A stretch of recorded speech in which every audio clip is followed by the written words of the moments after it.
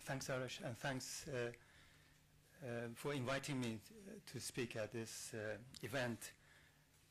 I'm just going to speak briefly about workers' rights in Iran and workers' persecution and the campaigns to free jailed workers in Iran.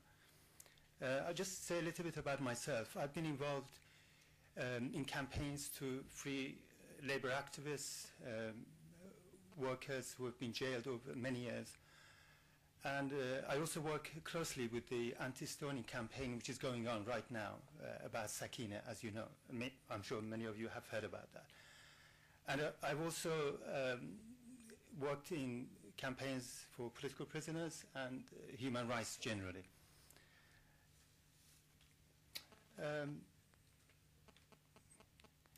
And I should also mention one of the campaigns that is going on right now is that I work with is Freedom Now. And I just wanted to start with to say that as we speak, there is a trade union leader by the name of Reza Shahabi, who is just today is on the 8th day of his hunger strike, and he's refusing even water. I was hoping to have a picture of him right now to show you. And his life really, there are concerns for his life. And that just shows the severity of the persecution that is going on in Iran. He's the treasurer of the Union of Workers of Tehran and Suburbs Bus Company, the Bus Workers Union, Tehran's Bus Workers Union.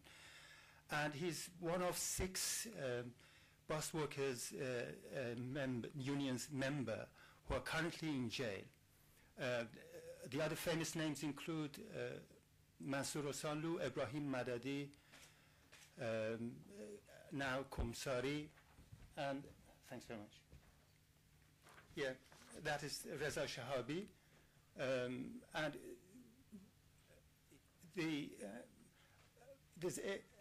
Amnesty has started a campaign, and we have started a campaign to save his life because we are really concerned what is going to happen to him now. And he's been in prison without any charge. He's been in prison for 6 months now. And his crime is union activities, fighting for workers' rights. And this dates back to 2006 when there was a bus workers' strike in Tehran, and over 1,000 striking workers were arrested. And that followed an earlier attempt by the bus workers to resurrect a union that they had built some 30 years back in 1979. They wanted to revive that union. And I should just mention that even the name of union is banned in Iran. In Iran, the word is syndicate. Syndicates are workers. And you can't use that to build a union. And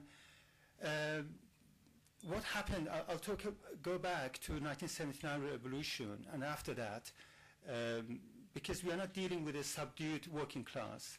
It's not workers who are being persecuted and who have not fought back.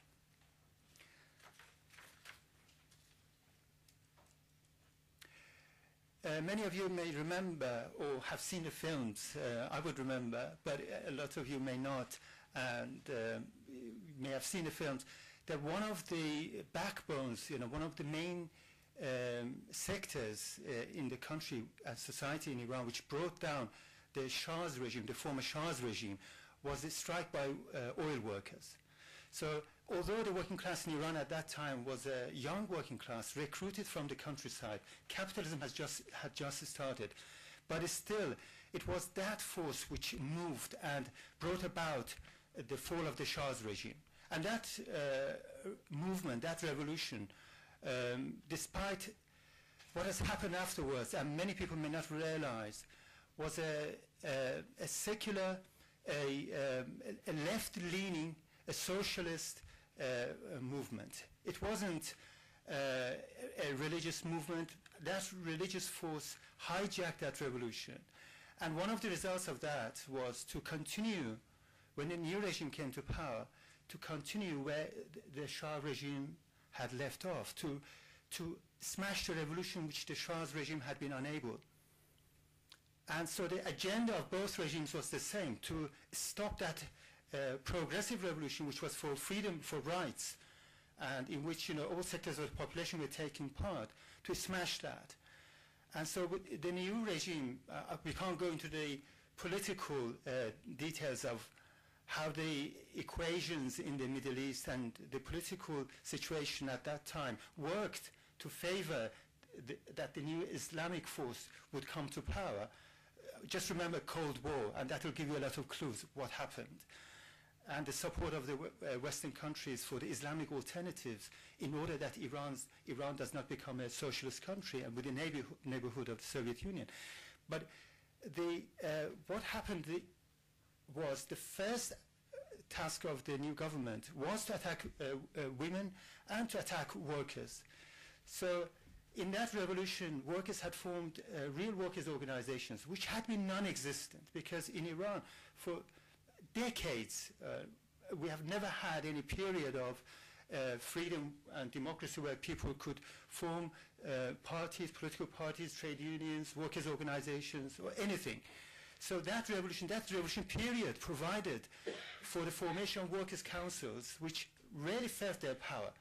So we had an outspoken, defined working class which felt its power. They were forming these organizations. They were even running factories at that time when the bosses had run away. So the first task of the new government was to smash them, and they did that. They killed tens of thousands of people over the course of a few years. And many workers' leaders were arrested, and many thrown into jail. And those workers' organizations were replaced by fake state-made organizations. And some of you may know the names. They're called Islamic Councils of Labor. There's another center which coordinates that, Workers' House.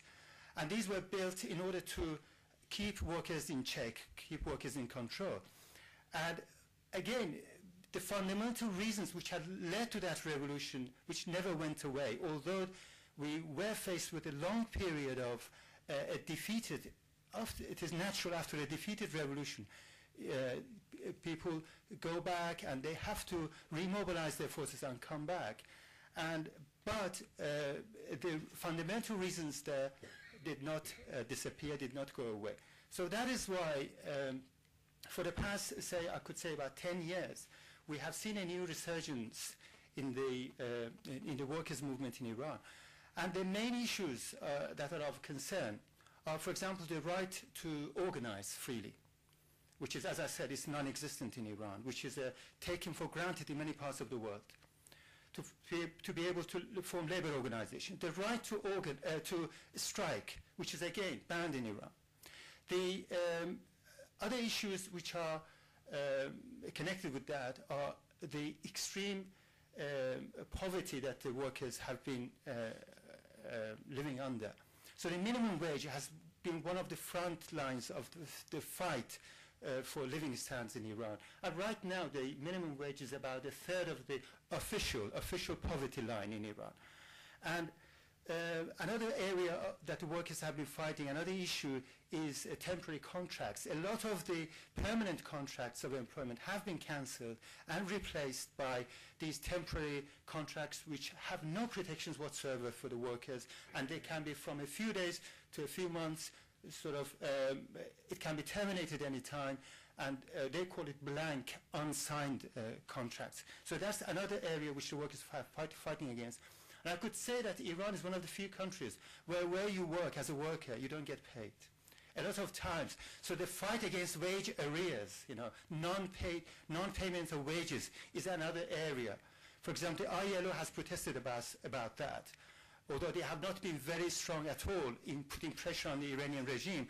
But even that has come up numerous times, that it can be up to 6 months, 12 months, even 1.5 years that you haven't been paid. So a lot of the strikes that are going on in Iran, for example, the sugarcane workers, started off over that. A lot of textile workers have been fighting just for the payment of what they have worked.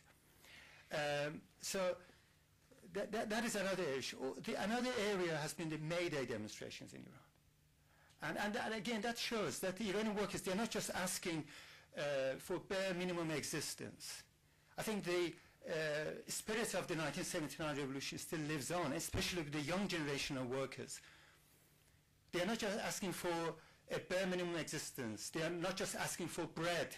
They are asking for roses too, which was the slogan of the workers in America at that time, many years ago. So they are asking for higher living standard, and so they are not beaten down. And so to take part in May Days, rallies, is a sacred thing for the workers in Iran, despite the fact that it is banned. You have official May Day rallies in which the government officials come and speak, or the leaders of these Islamic councils of labor, which are unelected organs of the government in the workplaces. They come and speak, but even those are turned against themselves, when workers go and protest in those rallies.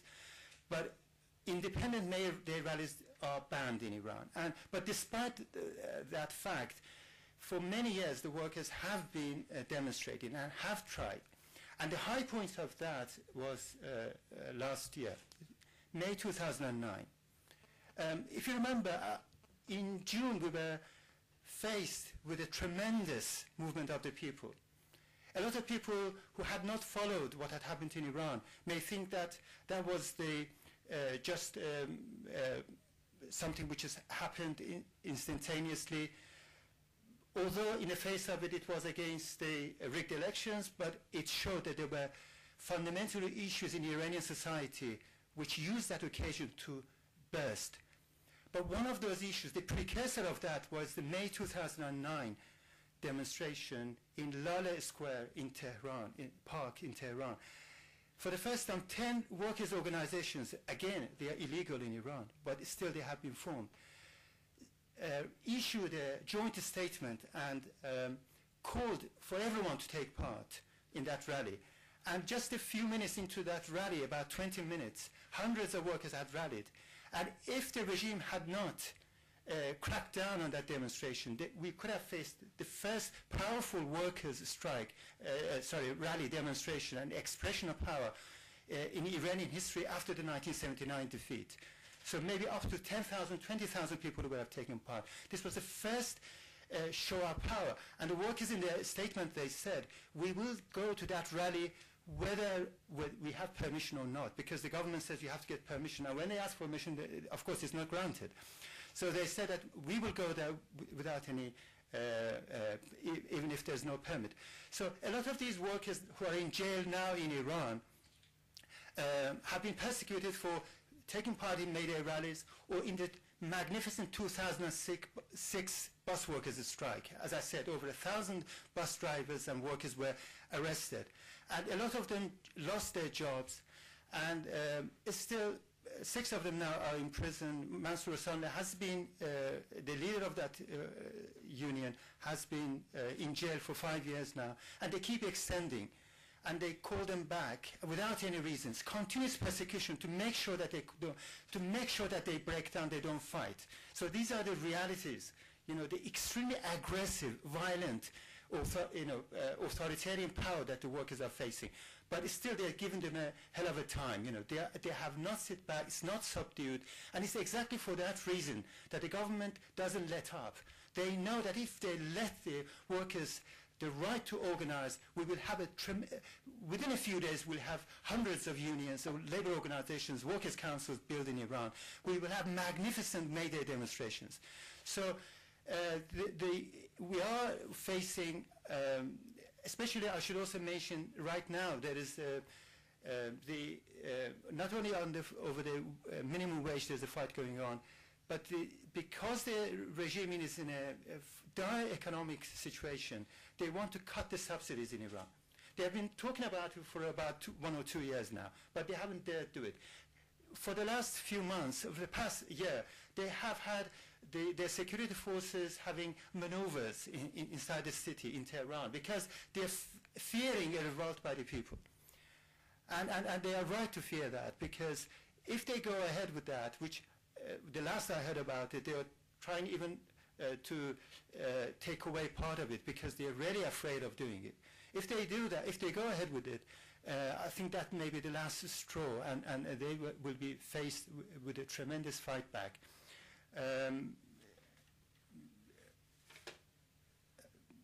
I should also mention another big fight that has been going on. I mentioned the bus workers, but the sugarcane workers in Iran, in Haftape.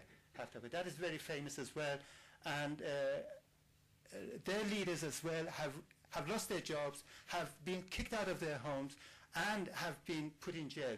Again, just a few days ago, they received 6 months jail terms against their leaders.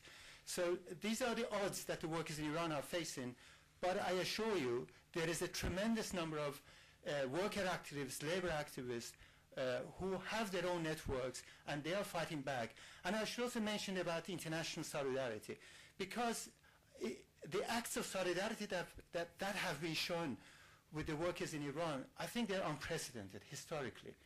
I have never seen any other workers' movement or sections of workers who have received such support. For example, there have been about, I think 4, if I'm not mistaken, 4 days of action, international days of action, which have been called by the main global unions, by ITUC, by ITF, and by IUF, by several other global unions, on a particular day. And if you just Google and go on the websites, just for workers Iran, you'll see many people around the world, workers' unions, and with placards in different languages, and with the pictures of the jailed workers in Iran, Osanlu, Madadi, Reza Shahabi, and all that. And this has been tremendous. And so there's a lot of awareness of what is going on in Iran, and there's a lot of pressure on the regime. I should also mention that another area of fight back is representation at the International Labour Organization, because unfortunately the International Labour Organization still invites the delegation of the Iranian regime, which is composed of the state, the employers, and the so-called workers. And these are exactly the same organizations that have been built by the states in Iran, Islamic Councils of Labor, and which were involved in the first attack against the meeting of the bus workers in 2006. They attacked a meeting where Osanlu and others were having a meeting about their union. They physically attacked them. They tried to cut Osanlu's tongue because you are speaking too much. And one of the guys there, Ayvazi, I went to the ILO the following year in protest, and he was there.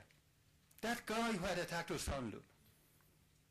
So we have been, as campaigners, we've been protesting against that. We are saying that a regime which jails and flogs workers, no other country in the world arrests, prisons, and humiliates them to that extent. And this regime has done it. We say a regime which arrests, flogs, and jails workers has no right to be in the ILO, in an organization which bears the name of worker. It has no right to be in any international forum, but least of all in an organization which is supposed to somehow, according to its declared aims, to defend workers' rights. So this protest has been going on every year, and we have taken letters by workers in Iran who have protested why these people are there. These are not the representatives of the Iranian people. And as campaigners, we have never been invited to the International Labour Organization, so we have gone there to the main conference hall in the beginning, and we have gone on the stage and showed pictures of executed trade unions like Farzad Kemangar. And I can tell you that the reaction from the people, for example, last year we were there, we took the pictures of Farzad Kemangar, one of the executed teacher. And when we went out on the stage, we said, what are these people, the executioners of Farzad Kemangar, what are they doing in this hall? Everybody clapped. And the films of there are there, because that was the second year in a row. So I think there's a strong body of opinion against the Iranian regime in order to isolate it. And the workers in Iran have received that tremendous support, but we have to take that fight further, and we are aiming to do that in the workers' campaign that we have. Thanks very much.